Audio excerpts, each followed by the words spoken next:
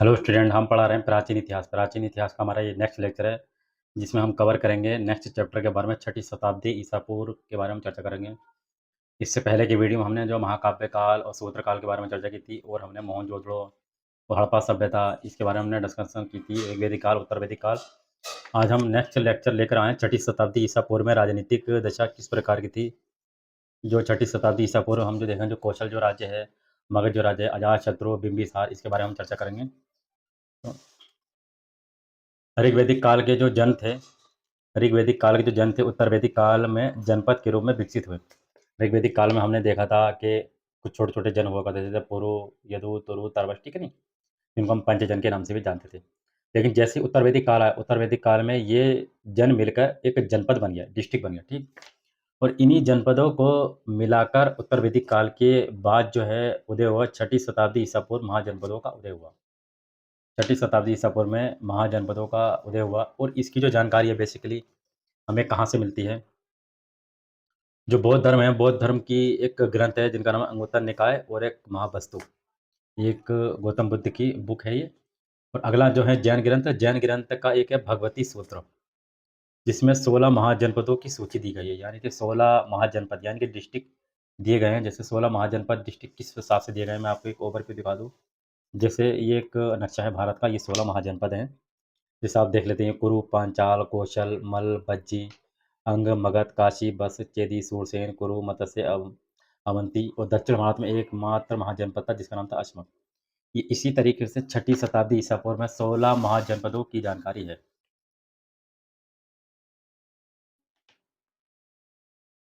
इन ग्रंथों की महाजनपद सूची में भिन्नता भी है, इनमें डिफरेंस भी मिलता है। जैसे अंगुत्तर निकाय जो किसी गौतम बुद्ध की है, इसका सर्वाधिक साक्ष्य सबसे महत्वपूर्ण व प्रमाणिक माना जाता है, जिसमें 16 महाजनपदों का वर्णन मिलता है। ये निम्नलिखित है। तो सबसे प्रामाणिक जो माना जाएगा जनपद, वो 16 महाजनपद, वो गौतम बुद्ध की किताब है अंगुत्तर निकाय, ये सबसे प्रामाणिक मानी जाएगी। तो एक एक करके हम इन जो जनपद है इनके बारे में डिस्कशन करेंगे। तो सबसे पहला जो जनपद आएगा वो आएगा काशी। काशी कहाँ पर हुआ करता था? ये काशी बेसिकली वाराणसी में हुआ करता था। कहाँ पर? ये वाराणसी में। अब हम डिस्कशन करते हैं काशी के बारे में।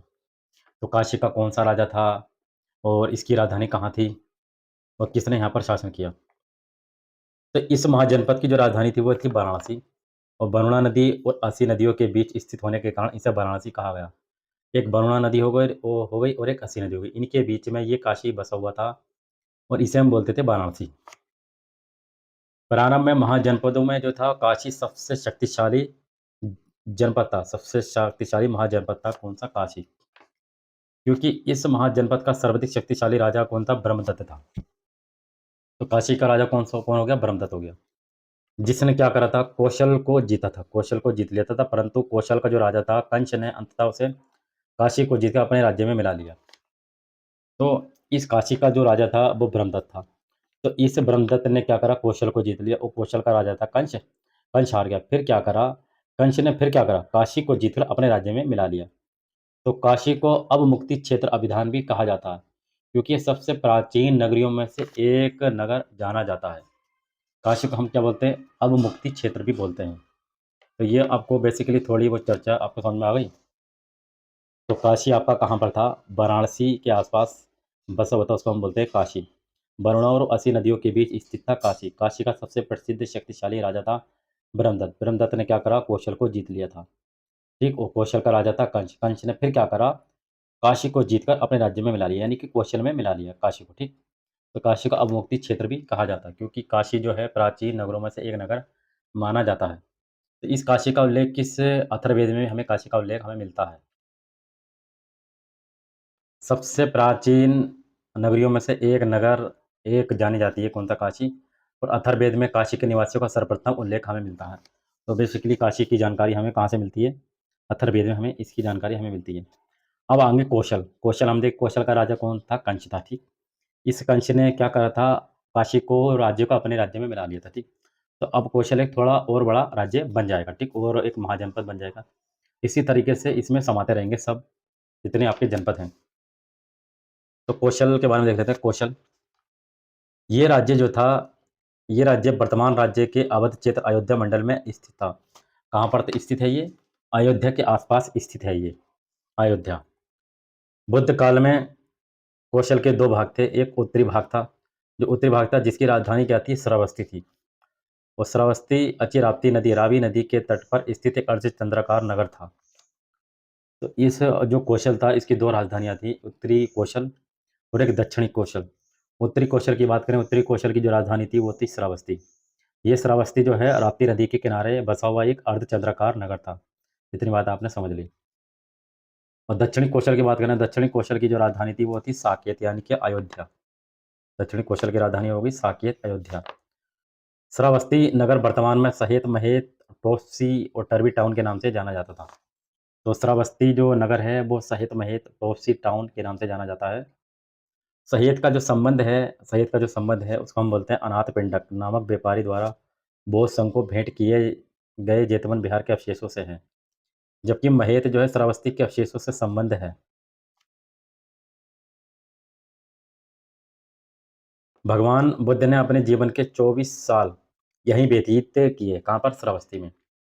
तो बुद्ध के समय यहाँ का राजा कौन था? प्रसेनजीत था, जो स्वयं को इक्ष्वाकु वंश का बताता था। तो बुद्ध के समय यहाँ का जो राजा था, वो कौन था? श्रावस्ती का राजा था प्रसेनजीत, जो अपने आप को इक्ष्वाकु वंश का बताता था। अब इसके बाद आता है आपका कौशल का जो प्रभुत्व था, वो कपिलवस्तु के शाक्य, शाक्य मतलब समझ के, जैसे गौतम बुद्ध, रामग्राम के कोलियों, केशपुत्रों, कलामों पर भी था। कौशल और मगध के बीच काशी को लेकर संघर्ष चल रहा था। अब कौशल आ गया और काशी आ गया, इन दोनों के बीच में संघर्ष चलेगा।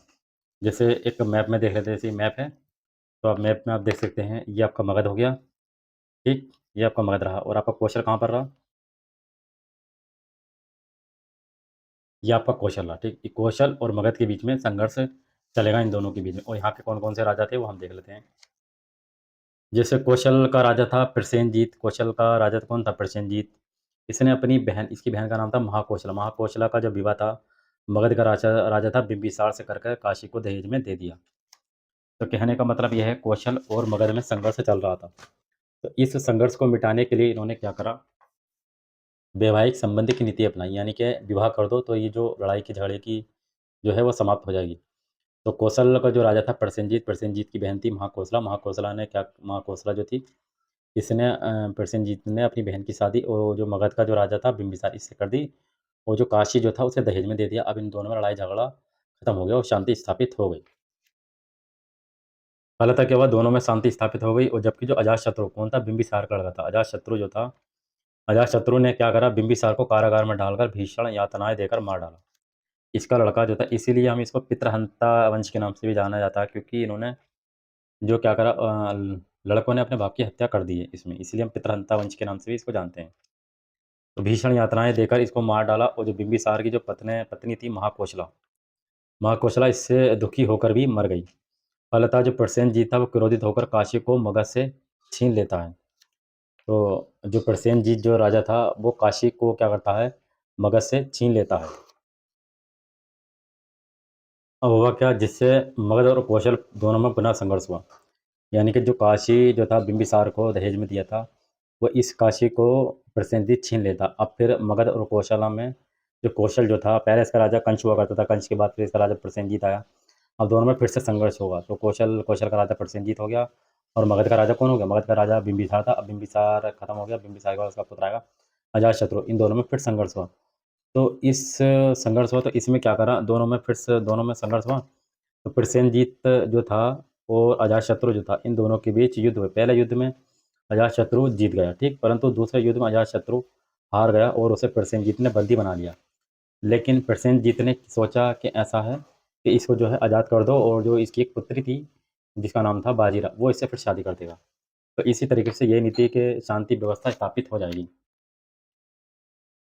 तो पहले अजातशत्रु हार गया था, फिर अजातशत्रु पहले अजातशत्रु जीता था, फिर अजातशत्रु हार गया, फिर इसे बंदी बना लिया। लेकिन जो प्रसेनजीत ने क्या करा, स्थायी शांति स्थापित करने के लिए अजातशत्रु को मुक्त कर दिया और अपनी पुत्री जो थी बाजीरा का विवाह कर दिया, और काशी को फिर पुनः दहेज में दे दिया। जैसे उसके बाप जो था बिंबिसार, उसको दहेज में दिया था। ये कहने का मतलब ये है, शांति स्थापित करना चाह रहे थे, तो फिर शांति स्थापित हो गई। तो प्रसेनजीत का जो मंत्री था, जिसका नाम था दीघचारण, प्रसेनजीत का मंत्री था दीघचारण ने प्रसेनजीत के पुत्र था विदुऊब के साथ मिलकर प्रसेनजीत के विरुद्ध षड्यंत्र रचा। तो फिर से यानी कि देखते हैं कि किसी न किसी के राज्य में कोई न कोई व्यक्ति खूंखार ज़रूर होता है, जो उसको गद्दी से हटाना चाहता है। तो प्रसेनजीत का मंत्री हो गया दीपचरण और प्रसेनजीत का एक पुत्र है बिडू। इन दोनों ने मिलकर क्या करा, प्रसेनजीत यानी कि षड्यंत्र रचा कि इनको हटा दो। फलतः क्या करा, बिडू ने प्रसेनजीत की अनुपस्थिति में, प्रसेनजीत नहीं था तो किसी कारण से उसकी अनुपस्थिति में उसकी राजगद्दी पर अधिकार कर लिया बिडू ने, जो प्रसेनजीत का पुत्र होता था। प्रसेनजीत ने भागकर मगध में शरण ली। कहाँ पर शरण ली? मगध में शरण ली। मगध का शासक कौन था? अजातशत्रु था, जो इसकी पुत्री बाजीरा से इनने विवाह करा था। परंतु वहाँ पहुँचते ही उसका निधन हो गया था रास्ते में ही। और भिड़ों का जो संघर्ष जो था वो कपिलवस्तु के शाक्यों से हुआ था। कपिलवस्तु के शाक्य कौन हो गए? गौतम बुद्ध के मानने वाले लोग हो गए। शाक्यगढ़ राज्य को विनष्ट करने के बाद जब उसकी सेना लौट रही थी, तो बिडुक ने क्या करा, इनको नष्ट कर दिया। जब उसकी सेना लौट रही थी, जब राप्ती नदी आई, अची राप्ती नदी की बाढ़ में विनष्ट हो गई। इस प्रकार कौशल का अवसान हुआ और उसके भूभाग पर मगध का अधिकार हो गया। तो जब ये सेना लौट रही थी, तो जो बाढ़ आ गई, उस बाढ़ से जो बिडुक की जो सेना थी, वो इसमें बह के नष्ट हो गई। इस वो संपूर्ण भूभाग पर फिर मगध का अधिकार हो जाता। तो किस तरीके से हमने ये देखा था कि कौशल और मगध के बीच में संघर्ष चला था, ठीक? तो पहले जो था कौशल और मगध के बीच में संघर्ष चला था। तो कौशल का जो राजा था प्रसेनजीत, इसने अपनी जो वो बहन थी जिसका नाम था महाकौशला, बिंबिसार से ने शादी कर दी और दहेज में काशी दे दिया। फिर जो बिंबिसार का पुत्र था, उनने क्या करा, अपने पिता को मार डाला और जिसके कारण महाकौशला भी ये दुःख को सहकर मर गई। फिर इनने प्रसेनजीत को बंदी बना लिया। प्रसेनजीत से युद्ध हुआ, पहले ये जीता फिर हारा।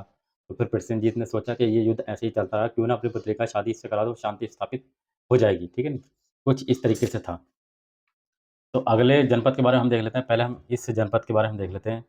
जैसे ये 16 महाजनपद जो थे, ये कहाँ-कहाँ पर आपके बसे हुए थे। जैसे बात करें अंग महाजनपद जो था, इसकी राजधानी क्या थी? चंपा थी। और ये इस समय वर्तमान में आपको कहाँ पर मिलेगा? जैसे आपका बिहार है ना, बिहार, वो था अंग महाजनपद और भागलपुर क्षेत्र का। फिर मगध की बात करें, तो उस समय मगध था और जिसकी राजधानी थी गिरिवीर राजगिरी। लेकिन वर्तमान समय में जो आज के युग की बात करें, तो आज बेसिकली कहाँ पर है ये मगध? तो ये मगध कहाँ पर? पटना, गया और शाहाबाद बिहार के आसपास है ये मगध। काशी वाराणसी के पास ही, यानी कि वाराणसी के आसपास का जो क्षेत्र है उत्तर प्रदेश। अब बस किसकी राजधानी है? कौशाम्बी की राजधानी है। कौशाम्बी, बस किसकी राजधानी? कौशाम्बी, यानी प्रयागराज जो है आपका इलाहाबाद, उसके आसपास के है ये संघ। अगला है बज्जी। बज्जी जिसकी राजधानी है मिथिला, वैशाली, विदे, और ये मुजफ्फरपुर एवं दरभंगा के आसपास का क्षेत्र है ये। अगला है कौशल। कौशल की राजधानी है साकेत। कौशल की राजधानी कौन सी हो गई? साकेत। कौशल की राजधानी है कि साकेत और श्रावस्ती हो गई, ये अयोध्या उत्तर प्रदेश के आसपास है। अवंती की राजधानी उज्जैनी महिष्मती है, ये मालवा उत्तर प्रदेश के आसपास है। मल की राजधानी कुशीनगर और पावा है, ये देवरिया उत्तर प्रदेश के आसपास ये क्षेत्र पड़ता है। अगला है पांचाल। पांचाल, उत्तरी पांचाल की राजधानी अहिच्छत्र और दक्षिणी पांचाल की राजधानी काम्पिल्ले। और ये कहाँ पर मिलेगी? आपका जो बरेली है इस समय का, बदायूं है, फर्रुखाबाद है, उत्तर प्रदेश है। ये का बेसिकली पंचाल महाजनपद हुआ करता था। अब है चेदी। चेदी को सोक्तिवती, शक्तिमती भी कहते हैं। ये बुंदेलखंड उत्तर प्रदेश के आसपास ये क्षेत्र होता था। फिर इसके बाद आते हैं आपका कुरु इंद्रप्रस्थ। कुरु इंद्रप्रस्थ, ये वर्तमान समय में अगर बात करें तो दिल्ली, मेरठ, हरियाणा के कुछ क्षेत्र में उसको हम कुरु महाजनपद हुआ करता था। मत्स्य की राजधानी विराटनगर है। ये जयपुर राजस्थान के आसपास के क्षेत्र की बात है ये। कंबोज, ये हाटक राजपुर की बात है। दक्षिण पश्चिम कश्मीर और अफगानिस्तान का कुछ क्षेत्र इसमें शामिल है। कुछ और महाजनपद की बात कर लेते हैं। कुछ और महाजनपद जो हैं वो शूरसेन। शूरसेन की राजधानी क्या थी? मथुरा थी। शूरसेन की राजधानी मथुरा, और ये मथुरा उत्तर प्रदेश के आसपास का क्षेत्र है। अशमक महाजनपद जिसकी राजधानी पोर्टलिया पोतन थी, ये गोदावरी नदी क्षेत्र दक्षिण भारत का एकमात्र महाजनपद था जो अशमक के नाम से जाना जाता है। कांधार की राजधानी तक्षशिला थी और वर्तमान समय में ये कहाँ पर? रावलपिंडी, पेशावर, पाकिस्तान में ये स्थित है ये क्षेत्र। तो ये 16 महाजनपद हमने देखे। अब इसके बाद 2 महाजनपद हमने देख लिया। अब तीसरा महाजनपद आता अंग। तीसरे महाजनपद अंग के बारे में हम देख लेते हैं। अंग के बारे में क्या हमें जानकारी प्राप्त होती है। अंग महाजनपद के बारे में देख लेते हैं। अंग महाजनपद कहाँ पर था आपका? बिहार के आसपास ये क्षेत्र हुआ करता था। वर्तमान में कहाँ पर है? बिहार के भागलपुर और मुंगेर जिलों के भूभाग पर स्थित है ये। इसकी राजधानी क्या थी? चंपा हुआ करती थी। क्या हुआ करती थी? चंपा। महाभारत तथा पुराणों में चंपा को मालिनी कहा गया है। इसमें महाभारत और पुराणों में जो अंग है जिसकी राजधानी चंपा थी, उसको हमने क्या कहा? मालिनी कहा गया है। चंपानगर का वास्तुकार महागोविंद था। तो चंपानगर जो बताया था, उसकी जो रचना की थी, किसने की थी? इसका जो वास्तुकार था वो कौन था? महागोविंद था। ये नगर जो है अपने व्यापार वाणिज्य के लिए प्रसिद्ध था। अंग मगध का पड़ोसी महाजनपद था। अंग जो था मगध के पड़ोस में था। अंग और मगध के बीच प्रभु सत्ता हेतु संघर्ष चल रहा था। इन दोनों के बीच में भी संघर्ष चल रहा था। लेकिन अंग का राजा कौन था? ब्रह्मदत्त था। अंग का राजा कौन सा हो गया? ब्रह्मदत्त ने मगध के राजा जो था भट्टिय को पराजित किया, भट्टिय को हरा दिया। कालांतर में मगध का राजा बिंबिसार चंपा को जीतकर अपने राज्य में मिला लिया। अपने पुत्र अजातशत्रु को वहां का उपराजा इनने बना दिया ब्रह्मदत्त ने। तो अंग का राजा कौन सा हो गया? ब्रह्मदत्त हो गया। ये मगध का जो राजा था भट्टिय, इनने इसे हरा दिया। और जो कालांतर मगध का राजा जो था बिंबिसार बिंबिसार बिंबिसार चंपा को जीतकर अपने राज्य में मिला लेता और अपने पुत्र अजातशत्रु को वहाँ का उपराज्य बना देता। तो ये अंग के बारे में चर्चा थी। तो बेसिकली क्वेश्चन यही पूछा जाएगा, इसमें अंग की राजधानी क्या थी? चंपा थी। और महाभारत पुराण में चंपा को मालिनी कहा गया। अब अगला महाजनपद हम देखते हैं चेदी के बारे में। नेक्स्ट महाजनपद हमारा चेदी। चेदी जो था बुंदेलखंड के आसपास था और इसकी राजधानी क्या थी? सोत्तीवती थी। ये बुंदेलखंड के भूभाग पर स्थित था ये चेदी, और जिसकी राजधानी थी सोक्तिवती। संभवतः सोत्तीवती को ही महाभारत में शुक्तिमती कहा गया है। महाभारत काल में यहाँ का शासक कौन था? शिशुपाल था। चेदी का राजा कौन था? शिशुपाल था। इस शिशुपाल को कृष्ण ने मारा था। और चेतीय जातक यहाँ के एक राजा का नाम उपचर भी हमें मिलता है। तो ये चेदी के बारे में जानकारी थी। अब हम देख लेते हैं बस के बारे में। बस के बारे में क्या जानकारी मिलती है? ये भी एक महाजनपद था बस। और बस इसकी राजधानी क्या थी? कौशाम्बी। और बेसिकली कहाँ पर था ये? उत्तर प्रदेश के प्रयागराज और चित्रकूट के आसपास ये महाजनपद बसा हुआ था। इसकी राजधानी क्या थी? कौशाम्बी थी, जो यमुना नदी के किनारे स्थित थी बस कौशाम्बी। और विष्णु पुराण के अनुसार हस्तिनापुर के राजा थे नीचक्षु ने हस्तिनापुर के गंगा में प्रभावित हो जाने के बाद कौशाम्बी को अपनी राजधानी बनाया।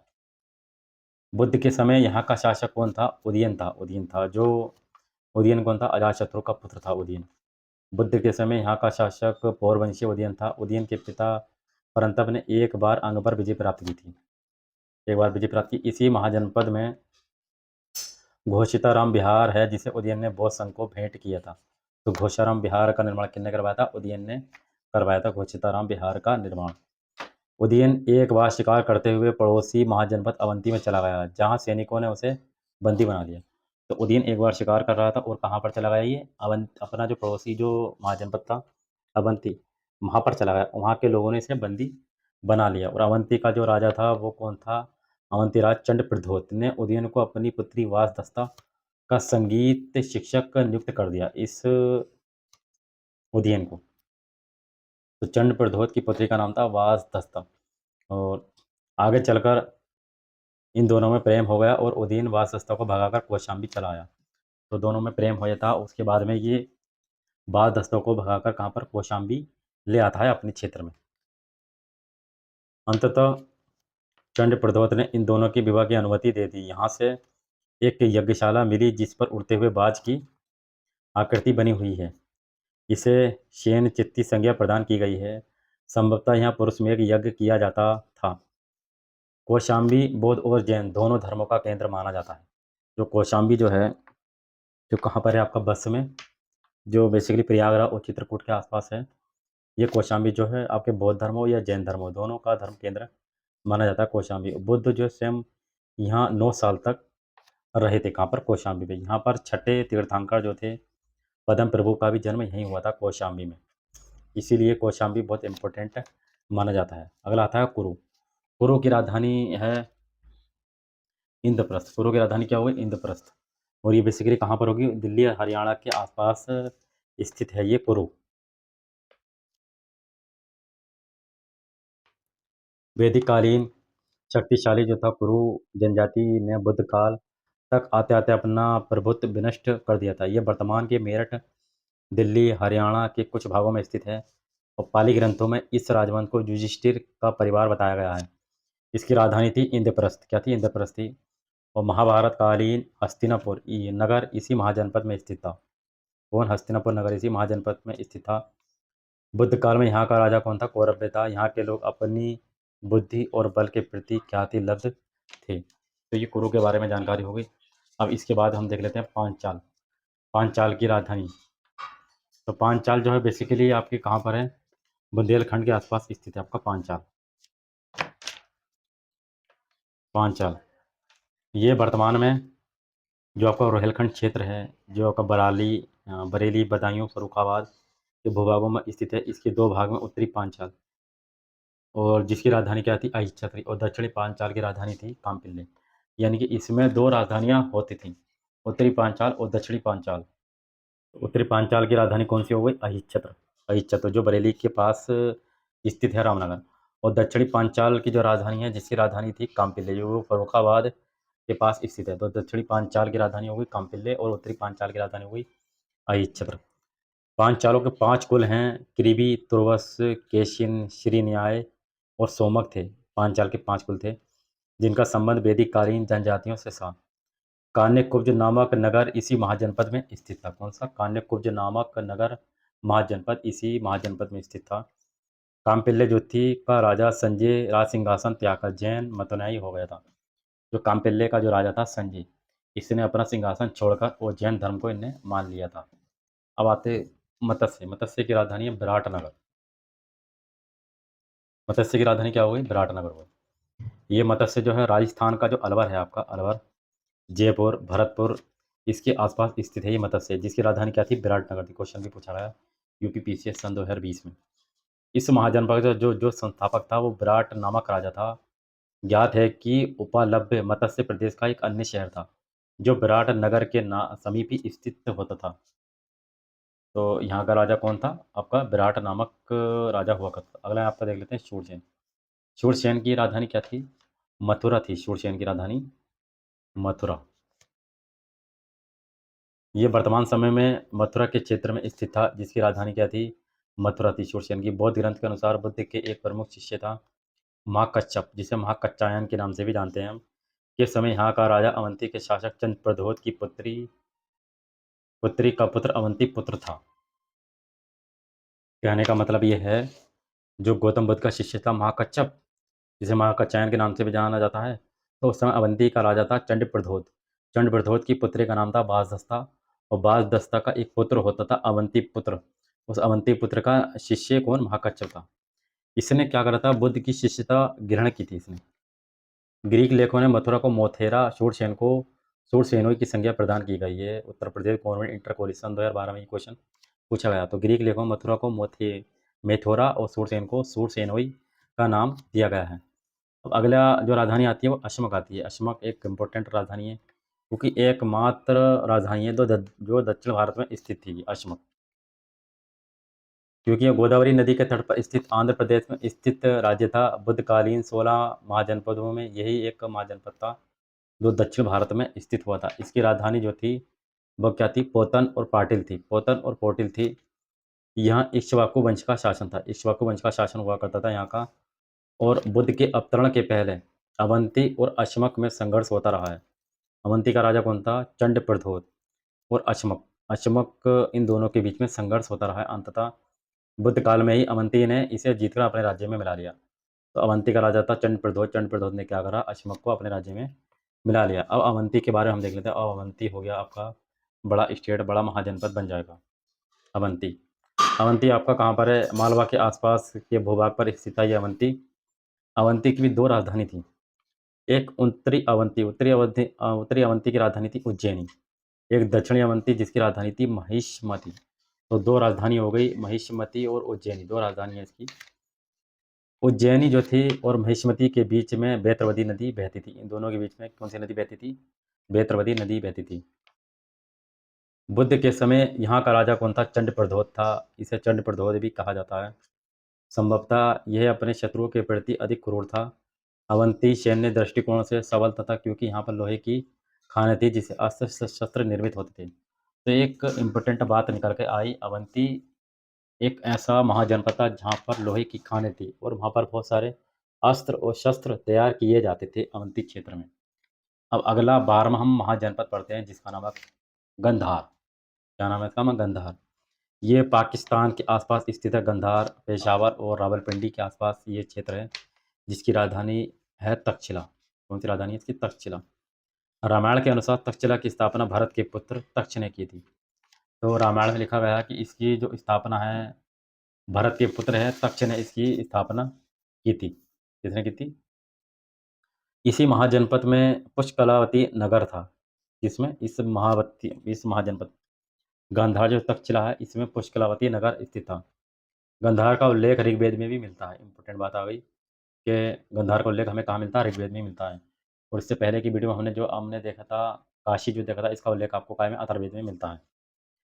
जहाँ की भेड़ें के लिए ऊन प्रशंसा की गई, यानी कि जो गंधार है जो तक्षशिला, यहाँ की भेड़ें जो वो ऊन के लिए प्रसिद्ध है। बुद्ध काल में यहाँ का जो राजा था वो पुक्को साती या पुष्कर सारिन था, जिसने मगध के राजा बिंबिसार के दरबार में अपना दूत भेजा था। इसने अवंती नरेश चंद्र प्रद्योत को पराजित किया था। किसने? पुष्कर सारिन ने। पुष्कर सारिन ने चंद्र प्रद्योत अवंती नरेश को पराजित कर दिया था। तो ये आपका 12वां क्षेत्र था गंधार के बारे में। अब 13वां जो महाजनपद है, 13वां महाजनपद जनपद का नाम है कंबोज। कंबोज ये कहाँ पर था? आपका कश्मीर में स्थित है। ये कश्मीर के दक्षिण पश्चिम भाग पर स्थित है, जहाँ पर अफगानिस्तान के कुछ भाग में ये फैला हुआ है कंबोज। इसकी राजधानी क्या थी? हाटक होती थी। इसकी राजधानी, कंबोज की राजधानी क्या थी? हाटक थी। राज्य राजपुत्र थी। कंबोज अपने जनपद अपने श्रेष्ठ घोड़ों के लिए प्रसिद्ध था। कंबोज अपने घोड़ों के लिए प्रसिद्ध था और तक्षशिला जो वो उनके लिए प्रसिद्ध था। पहले यहाँ राजतंत्र था, कालांतर में गणतंत्र हुआ है। पहले क्या राजतंत्र हुआ करता था, यहाँ का राज्य चलता था, फिर गणतंत्र हो गया, यानी कोई भी राजा बन सकता था फिर। कौटिल्य ने कंबोजों को वार्ता शास्त्रों जीपी कहा है। कौटिल्य ने जो कंबोज है उसको वार्ता शास्त्रों पर जीवी कहा है। अगला महाजनपद है आपका बज्जी। बज्जी संघ। ये बज्जी संघ जो है वो आपके 8 कुलों में बटा हुआ था। बज्जी संघ किसमें? 8 कुलों का ये संघ था बज्जी। क्वेश्चन पूछ लिया दिया जाता है। इसमें 8 कुल कौन थे? बज्जी थे, लिच्छवी थे, विधे, जात्रक, उग्र, भोग, इक्ष्वाकु और कौरव। ये 8 संघ हुआ करते थे इस बज्जी में। बज्जी संघ जो है गंगा के उत्तरी भाग से लेकर नेपाल की पहाड़ियों तक विस्तारित था ये बज्जी। इसमें विधे मिथिला के थे। मिथिला की पहचान नेपाल की सीमा पर स्थित जनकपुर से की जाती है। वो लिच्छवी वैशाली और आधुनिक जो है बसाड़ के आसपास स्थित है। ये लिच्छवी वैशाली थे और जात्रक कुंड ग्राम के थे। जात्रक को कुंड ग्राम के थे। इसी गणराज्य के जैन धर्म के जो थे 24वें तीर्थंकर जो हुए थे, जिनका नाम है महावीर स्वामी। महावीर स्वामी भी थे। सूत्र कीर्तन व अंगुत्तर निकाय से ये प्रमाणित होता है कि उग्र, भोग, इक्ष्वाकु, कौरव इस संघ के अन्य 4 कुल थे। तो बज्जी जो बेसिकली 8 कुलों का एक संघ था। ये 8 कुल हमने देखे और इसकी जो राजधानी थी वो कौन थी? लिच्छवी वैशाली इसकी राजधानी हुआ करती थी। अब 2 महाजनपद और रह गए। एक महाजनपद पहले हम देख लेते हैं मल्ल। मल्ल महाजनपद जो था आपका कहाँ पर स्थित था? देवरिया और कुशीनगर के आसपास स्थित था ये मल्ल। कहाँ पर के? उत्तर प्रदेश के देवरिया और कुशीनगर में स्थित है ये मल्ल आपका। संभवतः इसके 2 भाग थे। एक की राजधानी थी कुशीनगर या कुशीनारा और दूसरे की राजधानी थी पावा। कुशीनगर में ही महात्मा गौतम बुद्ध को महापरिनिर्वाण प्राप्त हुआ था, यानी कि इन्होंने अंतिम सांस ली थी कुशीनगर में, जिनको हम बोलते हैं महापरिनिर्वाण। ठीक। और कुशीनगर में ही मल्लों का प्रसिद्ध सालवन या वाटिका हिरण्यवती नदी के किनारे स्थित था। कालांतर में मगध का राजा अजातशत्रु ने मल्लों को पराजित कर मल्ल महाजनपद को मगध में विलय कर लिया था। इस जनपद में गणतंत्रात्मक शासन प्रणाली थी। तो अब ये शासन प्रणाली कैसे होगी? गणतंत्रात्मक शासन प्रणाली हो जाएगी। तो बेसिकली हमने देखा तो ये महाजनपद आपका देवरिया और उत्तर प्रदेश के कुशीनगर में ये फैला हुआ था। और कुशीनगर में ही गौतम बुद्ध को महापरिनिर्वाण प्राप्त हुआ था। कुशीनगर में ही मल्लों का प्रसिद्ध सालवन वाटिका हिरण्यवती नदी के किनारे स्थित है ये कुशीनगर। और यहाँ पर अजातशत्रु ने मल्लों को पराजित कर दिया था। अब अगला हमारा आ गया मगध, जो आपका लास्ट महाजनपद बचेगा, 16वां महाजनपद। फिर उसके बाद हम नेक्स्ट वीडियो पढ़ेंगे। नेक्स्ट वीडियो में हम देखेंगे जो बुद्धकालीन गणराज्य है उसके बारे में हम नेक्स्ट वीडियो में चर्चा करेंगे। तो हमारा लास्ट महाजनपद बचा है मगध। मगध के बारे में देख लेते हैं। ये वर्तमान में जो है दक्षिण बिहार के पटना, गया और शाहबाद जिले के भूभाग पर स्थित है। इसकी राजधानी क्या थी? राजगीर थी। और पूर्व में इसका पड़ोसी था महाजनपद अंग था। अंग और मगध के बीच चंपा नदी बहती थी। राजगृह का जो नाम है गिरिब्रज भी है, जो 5 पहाड़ियों से घिरा था। ये पहाड़ियाँ थी विपुलगिरी, रत्नागिरी, उदयगिरी, सोनगिरी, व्यवहारगिरी थी। 5 पहाड़ियों से घिरा था। अगर बात करें बुद्ध काल में यहाँ का राजा जो था वो बिंबिसार हुआ करता था। कौन? बिंबिसार और अजातशत्रु थे। पीछे से हम पढ़ते आ रहे हैं कि जो प्रसेनजीत था ने अपनी पुत्री का विवाह से कराया था। फिर मगध ने अंग पर भी अधिकार करके उसे अपने राज्य में मिला लिया था। इस संघर्ष का जो था वो कौशल, बज्जी, संग व मल्लों से हुआ। इसका संघर्ष किससे हुआ? कौशल से भी हुआ, बज्जी से भी हुआ और संग और मल्लों से भी इसका संघर्ष हुआ। कालांतर में सबसे शक्तिशाली जो महाजनपद माना जाएगा वो माना जाएगा मगध। आईएएस 1999 में क्वेश्चन पूछा गया। तो ये सबसे शक्तिशाली महाजनपद माना जाएगा। तो ये 16 महाजनपदों के बारे में हमने डिस्कशन किया। अब इसमें कुछ क्वेश्चन भी पूछ लें, उस क्वेश्चन के बारे में हम नेक्स्ट वीडियो में चर्चा करेंगे। आई होप आपको समझ में आया होगा 16 महाजनपद। अब नेक्स्ट वीडियो में हम जो बुद्धकालीन जो गणराज्य है उसके बारे में चर्चा करेंगे और जो कपिलवस्तु के जो शाक्य है उसके बारे में चर्चा करेंगे। कुछ इसकी शिष्य हैं उसके बारे में चर्चा करेंगे, वो हम नेक्स्ट वीडियो में देखेंगे। फिर एक-एक करके इनके जो राजा आएँगे बिंबिसार, अजातशत्रु, उदयन इसके बारे में हम नेक्स्ट वीडियो में चर्चा करेंगे। चलिए थैंक्स।